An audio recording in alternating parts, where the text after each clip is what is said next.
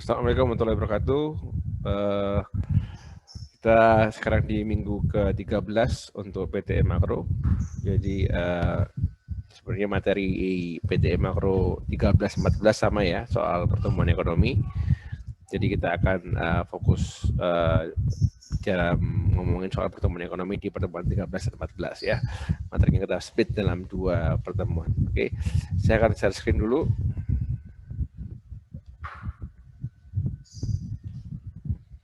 Oke, bismillahirrahmanirrahim. Jadi kita dalam makroekonomi membahasnya itu ada 2 kategori besar ya. Yang pertama ngomongin soal jangka pendek dan jangka panjang ya. Kalau kita ngomong soal siklus bisnis itu adalah jangka pendek. Kalau jangka panjang kita ngomong soal pertumbuhan ekonomi. Nah, di pertemuan sebelum-sebelumnya itu kita fokus membicarakan mengenai business cycle atau siklus bisnis. Ya, kita memahami apa itu siklus bisnis dan bagaimana siklus bisnis itu terjadi ya melalui interaksi antara agregat demand dan agregat supply ya. Jadi pergeseran agregat demand dan agregat supply itulah yang menciptakan siklus bisnis. Nah, dalam jangka panjang itu akan topik yang dalam bahasan makroekonomi adalah soal pertumbuhan ekonomi, economic growth. Oke. Jadi kita akan bahas dalam pertemuan ini teori-teori soal pertumbuhan ekonomi dan kemudian apa saja tantangan dalam pembangunan ekonomi. Jadi kita pertama kali mulai dengan definisi ya. Definisi pertumbuhan ekonomi adalah suatu bentuk ekspansi atau pertambahan dalam GDP potensial dari suatu negara ya. GDP potensial atau juga disebut dengan output nasional ya, output nasional dari suatu negara. Intinya adalah penambahan dalam kapasitas memproduksi secara nasional ya. Dari suatu perekonomian. Pertumbuhan ekonomi kalau secara bisa juga diilustrasikan di kurva PPF ya, Production Profitability Frontier, sebagai bentuk pergeseran keluar ya, ke atas. Jadi kalau PPF itu bergeser ke atas, itu berarti ada pertambahan kapasitas produksi atau ada pertumbuhan ekonomi. Nah, ada juga konsep yang dekat dengan konsep ini adalah pertumbuhan dalam output per kapita. Nah, kenapa kok selain output kita juga lihat output per kapita? Karena kalau dalam output per kapita ini juga berhubungan dengan pendapatan ya, average real income, pendapatan real rata-rata, dan juga living standard atau peningkatan standar kehidupan ya. Itu yang ditangkap dari PDB per kapita, jadi PDB per jumlah penduduk. Jadi ada 4 faktor ya, ada empat roda. Kalau anggap aja pertumbuhan itu adalah suatu mobil ya, ada 4 roda pertumbuhan, 4 wheel of growth, atau juga disebut sebagai faktor pertumbuhan, 4 faktor pertumbuhan. Yang pertama adalah human resource atau SDM ya. Ini konsepnya yang termasuk dalam faktor produksi ini adalah soal labor supply, soal education, disiplin, motivasi, hal-hal yang membentuk sumber daya manusia ya. Yang kedua adalah natural resource ya, atau sumber daya alam. Jadi sumber daya manusia, sumber daya alam. Ini mencakup tanah ya, ketersediaan lahan, terus mineral ya, bahan bakar dan kualitas lingkungan ya. Jadi apa yang ada tanah dan apa yang ada di bawahnya dan di atasnya, kalau mau bilang di atasnya tanah ya berarti kan ada pohon, ada apa itu environmental quality. Di bawah tanah ada mineral, ada sumber fosil ya, fosil panas bumi gitu ya. Dan yang kedua, yang ketiga adalah capital formation atau pembentukan barang modal. Ya, barang modal adalah barang yang digunakan untuk memproduksi barang lain, seperti mesin, pabrik, jalan, intellectual property. Ini menarik ya, soal hak kekayaan intelektual, social overhead capital ya, itu barang-barang modal ya, pembentukan barang modal. Dan yang terakhir adalah teknologi. Teknologi adalah suatu metode yang digunakan mengelola input menjadi output ya. Suatu negara bisa dibilang punya teknologi yang lebih baik daripada negara lain ketika dia bisa menghasilkan output yang lebih banyak dengan input yang sama misalnya dari negara lain. Jadi teknologi itu masalah metode produksi. Ini dibentuk oleh sains ya, ilmu perkembangan soal ilmu pengetahuan, engineering, ilmu teknikan ya, terus manajemen dan entrepreneurship ya. Ini semua science, engineering, manajemen, entrepreneurship ini bagian dari teknologi ya. Dan kalau suatu negara punya sains yang lebih baik, punya engineering yang lebih baik, punya manajerial yang baik, punya entrepreneurship yang lebih baik, maka dia bisa mengelola lebih efektif, lebih produktif sumber ekonomi di negaranya dia. Ada catatan sedikit soal social capital ya. Jadi ini modal kan ada modal tadi, ada itu namanya tadi capital formation. Nah juga ini namanya social capital. Jadi social capital juga hal yang penting ya, karena social capital juga menjadi faktor yang mendorong pertumbuhan ya. Social capital itu adalah semua hal yang memfasilitasi tindakan kolektif ya, memfasilitasi tindakan individu dan kolektif yang digerakkan oleh jaringan jaringan hubungan antar personal ya, trust, kepercayaan orang dengan orang lainnya, terus timbal balik ya dalam hal kebaikan, dan juga norma-norma sosial ya, semua hal yang memfasilitasi hubungan antar personal dan juga aksi kolektif dari suatu masyarakat. Ini yang tadi tindakan kolektif tadi ya, berdasarkan atas trust, suatu kepercayaan, dan juga organisasi sosial yang secara kolektif memberikan suatu keuntungan secara mutual ya, secara dua arah gitu. Social capital juga dibilang sebagai suatu institusi, suatu hubungan, suatu norma yang membentuk kualitas dan juga kuantitas dari interaksi sosial dalam suatu masyarakat ya. Institusi, hubungan, dan juga norma ya, membentuk jumlah interaksinya dan juga kualitasnya dalam suatu masyarakat, interaksi sosial. Atau dalam bahasa yang lebih sederhana, social capital dapat dideskripsikan sebagai norma sosial dan interaksi antar individu yang mempromosikan dan memfasilitasi kolaborasi demi kebaikan untuk semua pihak, untuk kedua pihak yang melakukan interaksi. Nah, sehari ini ya, social capital bisa dibilang senilai dengan financial capital ya. Jadi dengan adanya internet, para profesional dari berbagai dunia bisa membentuk suatu koneksi sosial global, jaringan global dalam bentuk variasi. Nah, jadi social capital tidak lagi sempit dan lokal ya. Kalau dulu social capital ngomongin soal dalam satu wilayah gitu.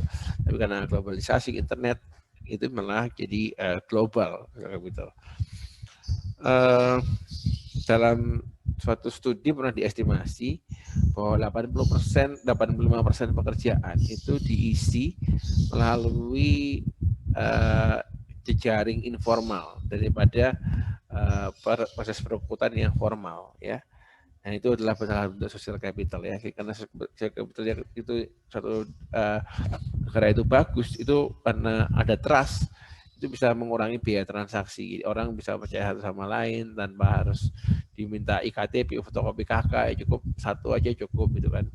Seperti itu. Jadi karena trust, bangun kualitas hubungan antar personal sudah demikian baik ya. Itu social capital. Jadi mempermudah interaksi, mempermudah kolaborasi, ya, mempermudah transaksi ya, karena social capital yang baik itu juga sekarang menjadi satu hal yang dianggap penting, sama pentingnya seperti financial capital. Buat apa kita punya modal, tapi ketika melakukan transaksi itu kita nggak percaya sama partner kita. Jadi kita perlu banyak melakukan perjanjian hukum untuk mengawal jangan sampai jadinya kecurangan. Karena nggak ada trust tadi. Jadi social capital itu social capital sama pentingnya seperti financial capital. Oke, jadi coba kita lihat modelnya ya, model pertumbuhan, model produksi agregat ya. Jadi ada namanya APF atau Aggregate Production Function. APF ini menunjukkan hubungan antara input teknologi dan total national output ya. Di sini ada apa namanya input, itu inputnya ini kan ada key ya, key sebagai variable Y. Key ini adalah output ya, ini national output. Nah, kemudian teknologinya adalah A adalah teknologi ya. F adalah jadi output adalah fungsi dari KLR, di mana K adalah input ya, KLR adalah input, Q adalah output, output ini national output, K adalah capital ya, L labor atau tenaga kerja SDM, R natural resource ya kan, dan A adalah tingkat teknologi. Ya. Empat hal ini harus dikelola oleh negara untuk mencapai output yang maksimal. Nah, jadi dengan konsepsi seperti ini, kalau suatu negara ingin memperbesar produksinya, ada dua cara. Yang satu memperbesar inputnya, KL atau R-nya atau semuanya, atau teknologinya yang di-upgrade. Karena dengan teknologi yang lebih canggih, maka tanpa ada perubahan input kita bisa produksi lebih banyak. Ya, dengan teknologi dengan teknologi memperbaiki dengan penemuan baru ya kan, atau adopsi teknologi dari luar negeri ya, ini akan meningkatkan ya tingkat kemampuan suatu negara untuk memproduksi ya, lebih banyak dengan same level of input ya, dengan input yang relatif sama. Nah, oke, sekarang kita bahas soal teori ya. Teori pertumbuhan ini kan tadi kan model dasarnya ya, model dasar dari fungsi produksinya seperti itu tadi ya, fungsi produksi. Nah, sekarang kita bahas soal teori pertumbuhan ekonomi. Ada 3 paling tidak teori pertumbuhan ekonomi ya yang kita akan bahas dalam kuliah ini. Yang pertama adalah Classical Dynamics of Smith and Malthus, jadi teori pertumbuhan ekonomi klasik ya oleh Smith dan Malthus. Yang kedua, teori pertumbuhan neoklasik ya, pertumbuhan ekonomi melalui akumulasi capital atau barang modal. Yang C adalah New Growth Theory ya, teori pertumbuhan baru. Jadi yang pertama ya teori pertumbuhannya Smith dan Malthus. Dalam teori pertumbuhan ini tanah adalah faktor produksi yang paling utama ya, dalam yang mempengaruhi pertumbuhan ekonomi itu yang paling utama ialah tanah, kepemilikan tanah, luas lahan gitu ya. Jadi dalam dunianya Smith dan Malthus itu kan dunia belum semua ditemukan kan. Jadi di tahap itu eksplorasi Eropa, jadi ekspedisi Eropa menemukan Amerika, menemukan India gitu kan. Jadi zaman bisa dibilang awal-awal kolonialisme Barat ya terhadap negara-negara Timur dan Afrika, Asia dan Afrika, tanah itu dianggap freely available, tersedia bebas ya. Orang Inggris ke Amerika nemu lahan besar itu dianggap lahannya sendiri, bebas lahan itu dianggap freely available. Bentar ya. Terus apa lagi ya?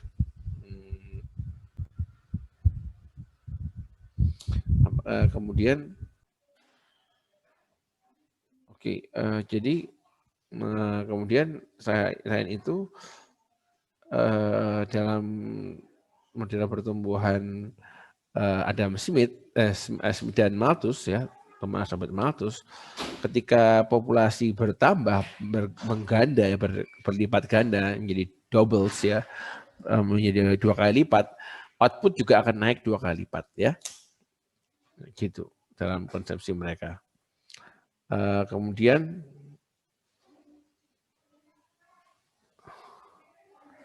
apa lagi yang lain ya? Bentar. Oke.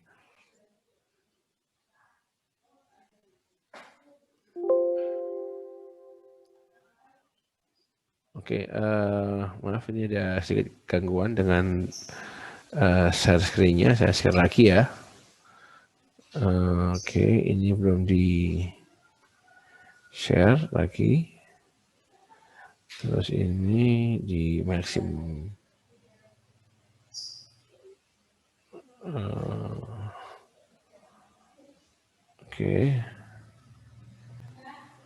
Oke, sorry ya, tadi agak gangguan dikit. Nah, kembali lagi. Tadi ini kita bicara mengenai apa tadi ini? Mengenai ya Malthus ya. Malthus tadi jadi dua tadi, land is primary factor in economic growth, land is freely available ya. Terus yang ketiga, ketika populasi berganda, output juga berganda secara proporsional. Tapi ketika populasi growth terus tumbuh, semua tanah akan terpakai ya, tergunakan baik untuk tempat tinggal maupun produksi. Nah, peningkatan land ratio, jadi rasio antara orang dan lahan, akan tiba di titik yang menciptakan declining marginal product of labor. Jadi declining real wage. Jadi ini diminishing return ya intinya ya. Kalau orang semakin banyak lahannya tuh, kemudian semua terpenuhi, terpakai semua, orang nambah terus, jadi orang perlahan semakin tinggi rasionya. Ya, kemudian marginal product of labor akan turun ya kan, karena diminishing kan, karena lahannya nggak bisa ditambah, populasi tambah terus ya kan, akhirnya menurunkan tingkat upah ya. Oke ya, so tadi terputus videonya, maaf. Oke, jadi lanjut ya. Jadi dalam teorinya Smith dan Malthus tadi, bahwa tekanan populasi akan membuat perekonomian mendorong perekonomian ke suatu titik di mana ada namanya minimum level of subsistence, ada suatu level tingkat apa namanya, tingkat subsistence level gitu ya. Jadi upah akan turun terus hingga tingkat hanya subsisten, hanya cukup untuk bertahan hidup gitu ya.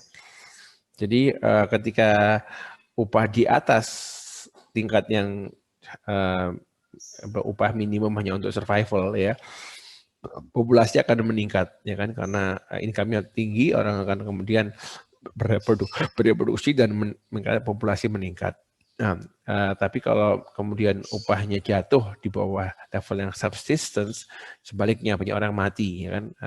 Dan karena upahnya nggak cukup untuk hidup, sehingga ada penurunan populasi. Ya. Hanya tingkat upah yang di level subsistence aja terjadi equilibrium. Jadi mereka nggak akan apa namanya, populasinya akan equilibrium, nggak akan bertambah, akan berkurang ya. Seperti itu. Itu konsepsi Smith dan Malthus ya. Nah, karena agak gloomy ya, ini apa namanya, prediksi mereka ini agak makanya ekonomi disebut di awal tahun klasik disebut sebagai dismal science ya. Jadi suatu ilmu yang suram gitu ya, yang pesimis gitu masa depan. Oke, jadi ini kan kalau kita mau ilustrasikan dalam bentuk PPF, itu ada dua ilustrasi. Yang pertama gambar PPF sebelah kiri, Smith's Golden Age. Jadi ketika tanah itu semua tak terpakai ya, land itu freely available, ya, jadi peningkatan populasi akan menggandakan output ya, karena tanah itu bebas. Nah, itu yang kontribusinya si Smith. Nah, kemudian Malthus melihatnya ketika tanah itu semua sudah ditemukan, karena bumi ini tempatnya fix, maka ketika sudah semua tanah itu sudah ditinggali atau digunakan, peningkatan populasi nggak akan lagi menciptakan tambahan output yang proporsional dengan populasi. Malah sebaliknya, peningkatan populasi justru akan membuat output akan menurun karena diminishing return kan. Nah, maka seperti ini gambarnya. Ya, jadi akhirnya banyak kemudian apa namanya, upah akan turun terus dengan jumlah penduduk yang meningkat, jumlah pekerja meningkat, ya kan. Tapi jumlah tahan nggak bisa meningkat, hanya upah menurun. Upahnya turun karena supply labor meningkat sampai ke level yang subsisten. Kalau di bawah itu banyak yang mati karena kelaparan, kalau di atas itu orang akan bereproduksi untuk menambah populasi sehingga kembali menekan ke level yang subsistence. Itu menurut Malthus ya. Nah, itu yang classical theory. Yang teori berikutnya teori yang namanya neoclassical growth theory. Nah, dalam neoclassical growth theory bergeser. Tadi kan lahan ya sebagai sumber pertumbuhan dalam teori apa namanya faktor utama yang membuat pertumbuhan itu adalah modal dan teknologi, ya perubahan teknologi. Nah, modal di sini adalah barang yang durable, tahan lama ya, termasuk pabrik, rumah, ya, peralatan, inventory, dan lain-lain ya, yang masuk dalam barang modal. Ini barang yang digunakan untuk memproduksi barang lain. Ini dalam neoclassical growth theory ada asumsinya bahwa ekonomi itu kompetitif ya, dalam kondisi pasar yang kompetitif dan selalu bekerja di tingkat full employment ya. Nah, fungsi produksi itu bersifat konstan return to scale, artinya tiap ini ya peningkatan X kali dalam input akan menghasilkan output yang meningkat juga S kali. Jadi proporsional ya, ini X. Kalau suatu ketika input ditingkatkan sebesar X, ya kan XL, XK, jadi kan 2 X dengan 2 labor digandakan 2 kali ya, sebesar X ya, X kali, K itu 2 kali, maka outputnya akan naik 2 kali lipat. Jadi konstan return to scale, proporsional peningkatan input sama output. Jadi doubling input, all input causes the amount of output double as well. Jadi kalau Y-nya X-nya inputnya naik 2 kali lipat, Y-nya juga naik 2 kali lipat ya. Itu artinya apa namanya itu constant return to scale. Nah, kalau kita bagi kemudian X-nya kita jadikan 1/L, jadi kita bagi semua. Yang semua kiri dibagi L, yang kanan dibagi L, ya kan? Yang L dibagi L 1, K dibagi L, K per L. Nah, jadi Q per L atau output per labor adalah output per worker. K per L, capital per worker, ya. Jadi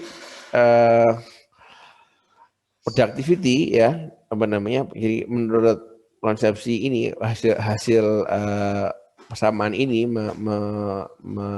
interpretasinya ialah output per labor atau output per worker adalah productivity ya. Productivity tergantung dari capital per labor atau jumlah modal fisik per pekerja. Jadi capital labor ratio atau K per L, dan juga teknologi ya. Jadi produktivitas itu apa? Output dibagi input kan, ini adalah labor ya kan. Produktivitas Q per L, output per labor, dipengaruhi oleh jumlah physical capital per labor dan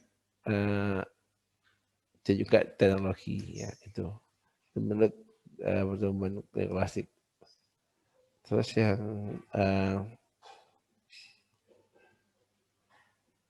ya ini kan juga ya bahwa physical capital labor, jadi capital output per labor tergantung dengan jumlah capital per labor dan juga level teknologi ya, K per L dan A ya, yang mempengaruhi output per labor alias produktivitas.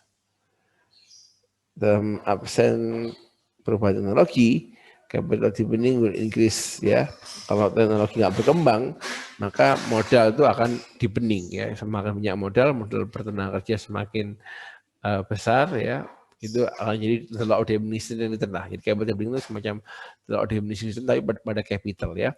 Jadi output capital depending akan meningkatkan output per worker, marginal product per labor, pada marginal product of labor, real wage ya kan, also lead to diminishing return to capital. Jadi capitalnya diminish kalau outputnya nambah terus dan labornya cenderung konstan ya, itu aja. Kalau misalkan diminishing return to labor, ini diminishing return to capital ya. Jadi tapi ketika prosesnya tuh kalau capitalnya nambah terus ya, labor cenderung konstan, itu akan meningkatkan real wage ya, upahnya akan meningkat ya. Karena apa namanya, mesin tuh kan, satu mesin bisa menggantikan pekerjaan 100 orang misalnya. Berarti kan ada bisa digunakan untuk meningkatkan gaji mereka yang bekerja, masih bekerja. Jadi marginal product of labor itu cenderung meningkat dengan capital depending ya. Upah juga, worker juga. Oke, ini adalah contoh classical good ya. Jadi ini adalah sumbu X adalah Q per L, sumbu Y adalah output ya. Oke. Jadi dalam teori apa namanya tadi neoklasis kan kita sudah bagi ya, jadi outputnya dibagi sama labor, jadi Q per L udah aktivitasnya, sama K per L, capital per labor ya. Jadi dengan peningkatan output per labor, capital per rasio output, rasio capital terhadap labor, jadi capital rasio capital terhadap labor meningkat akan meningkatkan output, ya kan? Nah, peningkatan. Jadi kalau mau meningkatkan output itu harus nambah capital per labor ya, jumlah capitalnya ditambahkan rasionya. Tapi as capital deepening ya, semakin tinggi rasio capital per labor, semakin deep, capitalnya semakin deep, maka marginal product of capital will fall. Jadi tambahan output dari tambahan capital itu akan semakin lama semakin turun ya, dengan capital deepening. Terus dalam jangka panjang di ekonomi akan mencapai steady state di mana capital deepening output per worker eventually stop rising. Jadi tingkatnya akan berhenti tidak tentu, stop outputnya akan berhenti bertambah ya. Seperti gambar V di layar ini ya. Setelah karena tambahnya semakin kecil ya, ada capital deepening, akhirnya kemudian sampai itu steady state ya, di mana titik itu steady, outputnya tetap di titik itu gitu, seperti V ini ya, berhenti tumbuh dia. Nah, tapi kalau ada perubahan teknologi, maka apa namanya, kalau itu steady state jadi tertunda, ya. Nah, jadi dalam steady state yang baru akan di level yang lebih tinggi output per workernya yang bisa dicapai, ya. Jadi kayak ini kan, ini tahun 50, ya kan, capital per labor tahun 90, tahun 2000, ya kan. Jadi perubahan teknologi, APF-nya geser jadi APF 2000.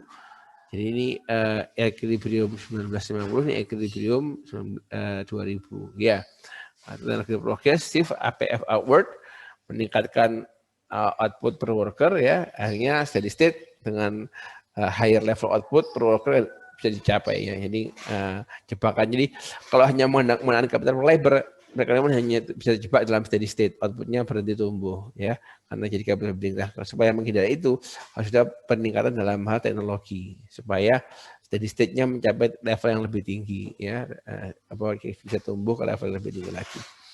Di gambar ini, jadi ya tadinya yang ini ya steady state-nya di sini geser ke sini ya, lebih jauh. Oke, kapasitas produksinya lebih besar. Nah, itu tadi ya teori neoclassical growth. Jadi capital per labor ya, rasio capital per labor sebagai motor pertumbuhan dan juga teknologi. Nah, sekarang new growth teori ya, ini disebut juga dengan endogenous growth ya.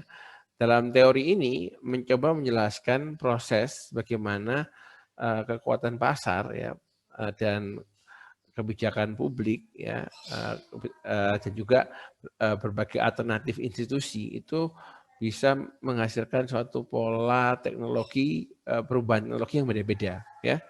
Bagaimana, kenapa kok ada perbedaan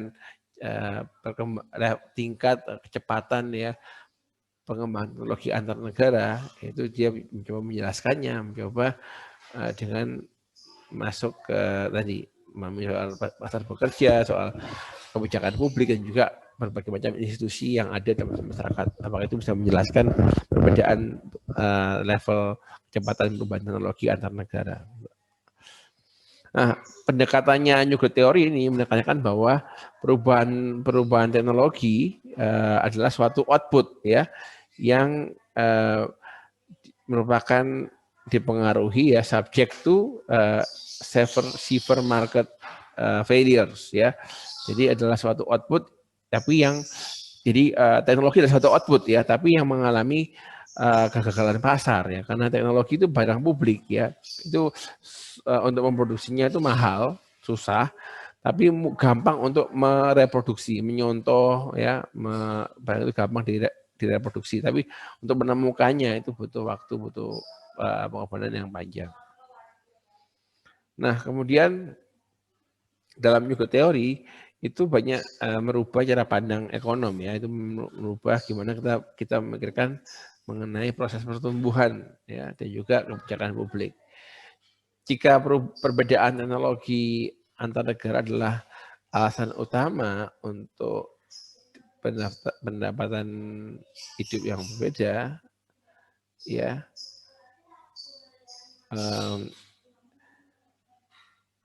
Jadi jika teknologi adalah suatu faktor produksi ya, suatu output yang bisa diproduksi, maka economic growth harusnya fokus ke gimana suatu negara bisa memperbaiki kinerja pertumbuhan teknologinya ya. Dalam itu jadi sangat highly emphasize on teknologi, itu adalah di New Growth Theory itu. Jadi gimana kita bisa menemukan proses-proses yang bisa mengakselerasi pertumbuhan teknologi ya gitu. Karena teknologi itu sebagai faktor utama yang membuat perbedaan standar hidup antar negara ya gitu. Jadi gimana kemudian teknologi kita anggap sebagai suatu faktor, ya, suatu proses, satu barang yang bisa diproduksi ya. Makanya fokusnya gimana kita menemukan cara yang bisa ditempuh agar suatu bangsa bisa mengejar bangsa lain dalam hal standar living gitu ya. Oke. Nah, sekarang kalau kita bisa ada teknik yang namanya growth accounting. Itu bisa kita lakukan dengan kita mendekomposisi pertumbuhan untuk mengetahui berapa sih kontribusi dari masing-masing faktor produksi ya. Jadi dalam growth accounting approach GAA, growth dalam output bisa didekomposisi dalam beberapa term ya, beberapa input ya. Jadi ada labor ya kan, terus kalikan bobotnya, terus pertumbuhan dalam labor kalikan bobotnya, dan technological change kalikan bobotnya ya. Jadi jumlahkan semuanya satu bobotnya ya. Kemudian mendekomposisi ya sumber pertumbuhan ke masing-masing komponen input ya, dan juga teknologi. Nah, temuannya ini misalnya gini ya. Misalnya labor growth ya, pertumbuhan tenaga kerja itu adalah 3%. Adalah 3 ya, 3 dikalikan weight of capital growth ya kan. Jadi 3 dikalikan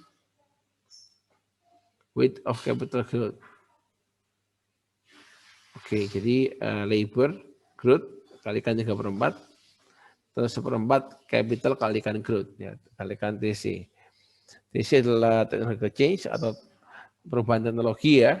Teknologi sebagai total factor productivity TFP, itu yang meningkatkan produktivitas.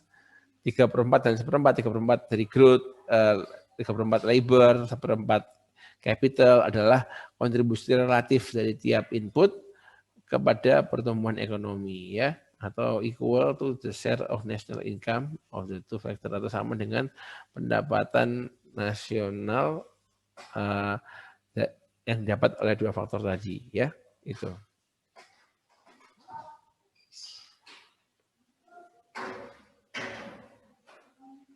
Oke, lanjut. Nah, gimana sekarang capital deepening bisa mengaruhi per capita output ketika teknologi semakin maju menjadi zero ya, ketika nggak ada pertumbuhan ekonomi ya. Nah, persentase capital per labor sama dengan persentase output growth dikurangi sama labor growth ya. Jadi itu kan caranya ya, kalau kita jadi atas dikurangi sama bawahnya ya, output dikurangi sama labor growth. Karena output growth adalah 3/4 dari persentase growth ditambah 1/4 dari persentase capital ya. Atau TC sama dengan, atau total technological change sama dengan persentase dari output dibagi labor dikurangi sama 1/4 capital per labor growth dari capital per labor. Gitu ya. Itu kira mengukur perubahan teknologi. Itu kayaknya yang di belakang nih kan ya. Nah, kalau kita mau mendapatkan TC harus diperhatikan soal ini ya. Ya, oke. Oke, itu dari saya untuk pertemuan ini, contoh ya, contoh gimana di Amerika ya, di komposisi pertumbuhan. Jadi kan ini kan pertumbuhan GDP-nya 3,5% dari tahun 48 sampai 2007. Ya, ini kalau dipecah-pecah, kontribusi dari input itu 2,14 dari 3,5% pertumbuhan tahunan tahun 60 sampai 70 apa namanya? Sorry. 3,2 itu 2%-nya 2,14% ya dari 3,52% pertumbuhan ekonomi di tahun 48 sampai 2007 ya itu di sana atau kalau mau dipresentasakan itu 61% ya ini kontribusinya 61%. 61% ini. Nah, terus itu capitalnya 1,21, labornya 0,94. Jadi capitalnya cuma 34%. Modalnya 27. Wah, jadi tinggi ya. Apa namanya? Masih oke. Jadi itu ya. Jadi 34% dari capital, 27% dari labor. Terus yang terakhir adalah sisanya ya, itu adalah namanya total faktor productivity growth ya. Jadi pertumbuhan yang nggak bisa dijelaskan. Ini 39% ini. Ini kan 39% tambah 61 adalah 100%, ya kan? Jadi 61% dari pertumbuhan Amerika di tahun 48 sampai 2007 bisa dijelaskan dari pertambahan capital dan pertambahan labor, ya kan? Nah, tapi untuk yang total factor productivity, ini apa namanya? Ya tadi ini pasti perlu diskusi sebenarnya. Apa namanya? Jadi ini kan artinya 1,39 ini adalah karena teknologi, ya kan? Jadi dari 5%, 3,5% ini 2%-nya karena teknologi dan 1,39% itu kan sorry, yang dari 3,52 ini 2,14 ini karena input yaitu capital dan labor, sedangkan 1,39 ini dari teknologi. Nah, itu sebenarnya total faktor productivity. Jadi dari research and development, edukasi, perubahan dalam pengetahuan dan sumber-sumber lainnya ya. Dalam dipresentasekan kalau 3,52 ini 100%, maka 2,14 itu adalah 61%-nya dari input dan 39%-nya itu dari teknologi. Jadi besar ya kontribusi teknologi dalam membentuk pertumbuhan di Amerika. Ini silakan Anda cari untuk di Indonesia seperti apa. Oke, ini dulu pertemuan hari ini. Terima kasih atas waktunya. Jadi mohon dicari juga tugasnya untuk mencari perhitungan yang sama tadi berkontribusi input dan teknologi dalam bentuk pertumbuhan ekonomi Indonesia dalam berbagai penelitian. Terima kasih, sampai jumpa di pertemuan berikutnya. Wassalamualaikum warahmatullahi wabarakatuh.